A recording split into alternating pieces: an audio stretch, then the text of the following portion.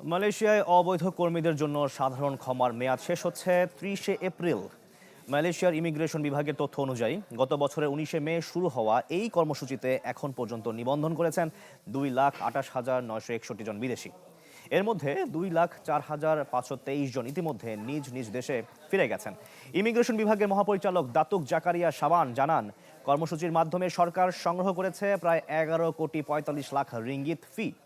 সাধারণ ক্ষমার সময়সীমা শেষ হওয়ার আগেই অবৈধ বিদেশিদের দ্রুত নিবন্ধন করে দেশে ফেরার সুযোগ নিতে হবে। মাইগ্রেন্ট রিপ্যাট্রিয়েশন প্রোগ্রামের মাধ্যমে অবৈধভাবে অবস্থানরত বিদেশিরা আইনি জটিলতা ছাড়াই নিজ দেশে ফিরতে পারবেন, তবে ইমিগ্রেশন ব্ল্যাকলিস্টভুক্ত ব্যক্তিরা।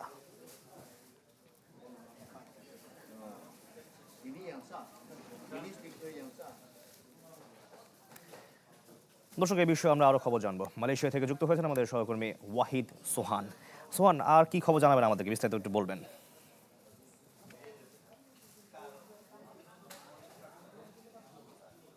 জি, আপনাকে ধন্যবাদ। আপনি যেমনটি বলছিলেন যে মালয়েশিয়াতে এই মুহূর্তে যে সমস্ত বাংলাদেশি অভিবাসীরা রয়েছেন, তারা যে বিষয়টি আসলে সব থেকে বেশি তারা গুরুত্ব দিচ্ছেন যে আসলে মালয়েশিয়াতে যে আগামী 30শে এপ্রিল যে সাধারণ ক্ষমা রয়েছে, সেই সাধারণ ক্ষমার অধীনে অবৈধ যে সমস্ত আনডকুমেন্টেড অভিবাসীরা রয়েছে তাদের এখান থেকে মালয়েশিয়া ত্যাগ করার জন্য মালয়েশিয়া সরকারের পক্ষ থেকে যে নির্দেশনা দেওয়া হয়েছে, এই নির্দেশনার শেষ তারিখ হলো যে আগামী 30শে এপ্রিল। এই 30শে এপ্রিলের মধ্যে যদি অবৈধ অভিবাসীরা যদি মালয়েশিয়া ত্যাগ না করে, তাহলে মালয়েশিয়া সরকারের পক্ষ থেকে কঠোর ব্যবস্থা নেওয়া হবে। তবে ইতিমধ্যে 15ই এপ্রিল মালয়েশিয়ার ইমিগ্রেশন মহাপরিচালক তিনি একটি বিষয় বলেছেন, যেটি মালয়েশিয়ার সাংবাদিকদের একটি প্রশ্ন উত্তরে তিনি বলেছেন যে মালয়েশিয়াতে যে সমস্ত অবৈধ অভিবাসীরা রয়েছে, সাধারণ ক্ষমার যে মেয়াদ দেওয়া হয়েছে, এই সাধারণ ক্ষমার মেয়াদ কি আর বাড়ানো হবে কিনা বা দেশের মানুষকে প্রতিদিন সুরক্ষিত রাখার প্রত্যয় নিয়ে এলো সেফ রাউন্ড সুইচ।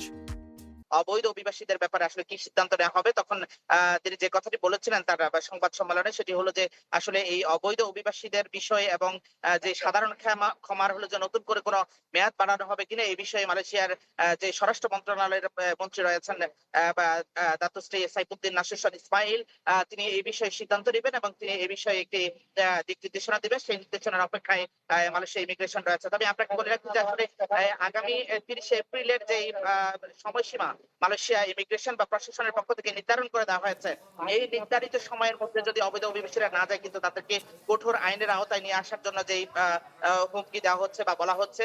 কিন্তু এখানে যে সমস্ত অবৈধ অভিবাসীরা আনডকুমেন্টেড বাংলাদেশিরা রয়েছেন, তারা কিন্তু বারবারই একটি বিষয় দাবি করছেন যে আসলে বাংলাদেশ সরকারের মধ্য থেকে ইতিমধ্যে যে কূটনৈতিক আহ্বান জানানো হয়েছে যে যে সমস্ত অবৈধ অভিবাসীরা বাংলাদেশিরা এখানে বৈধ বিষয়ে এসে অবৈধ হয়ে গেছে, তাদেরকে যাতে বৈধ করা হয়, এই বিষয়টি নিয়ে আসলে একটি আলোচনার গতি সামনে এগিয়ে যাচ্ছে। এটি আসলে মালয়েশিয়া সরকারের পক্ষ থেকে সেটি কতটা কাজে আসবে, এই বিষয়টিকে নিয়ে মালয়েশিয়া সরকার সেটি গ্রহণ করবে কিনা, এটি আগামী 30শে এপ্রিলের পরে নির্ধারিত হবে যে আসলে মালয়েশিয়া সরকারের পক্ষ থেকে অবৈধ অভিবাসীদের বৈধতা দেওয়া বা তাদের ব্যাপারে কি সিদ্ধান্ত নেবে। তবে এখানে যে সমস্ত অবৈধ অভিবাসীরা রয়েছেন, আমার পেছনে আপনারা দেখতে পাচ্ছেন যে অসংখ্য বাংলাদেশি এখানে একটি কনস্ট্রাকশন প্রজেক্টে কাজ করছেন। আমরা এখানে রয়েছে তাদের কাছে সাথে আমরা কথা বলেছিলাম যে আসলে তাদের একটি দাবি যে এখানে যে সমস্ত অবৈধ অভিবাসীরা রয়েছেন তাদেরকে যাতে বৈধতা দেওয়া হয়, এবং তারা অধিকাংশের অবস্থানটি হলো তারা এখানে এসেছেন বৈধ বিষয়ে, কিন্তু বিভিন্ন জটিলতার কারণে তারা অবৈধ হয়ে গেছেন।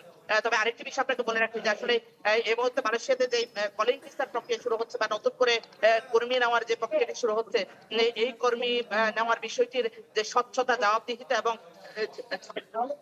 যে সমস্ত কর্মীরা মালয়েশিয়াতে কাজ করতে আসবেন, তারা যাতে তাদের নির্দিষ্ট কোম্পানিতে কাজ পান এবং কোন প্রকার অবৈধ দালাল বা কারো মাধ্যমে যাতে প্রতারিত না হন, এই বিষয়টির প্রতি কিন্তু তারা মালয়েশিয়াতে থাকা যে সমস্ত বাংলাদেশিরা রয়েছেন তারা কিন্তু বারবারই সতর্ক করছেন। তারা বলছেন যে আসলে কলিং ভিসা শুরু হলেও এখানে যাতে যে সমস্ত কর্মীরা অবৈধ রয়েছে তাদের বৈধতা দেওয়ার বিষয়ে সরকার যাতে তাদের আলোচনা চালিয়ে যায়। এবং এখানে আরেকটি বিষয় তারা বলছেন, সেটি হলো যে আসলে এখানে কলিং ভিসা যারা নতুন করে আসবেন তারা যাতে সতর্কতার সাথে আসেন, কারণ এখানে অসংখ্য কোম্পানি রয়েছে, নাম সর্বস্ব কোম্পানি বা যেগুলো ইতিমধ্যে দালাল বা বিভিন্ন চক্রের মাধ্যমে প্রতারিত হয়েছেন অসংখ্য অভিবাসীরা।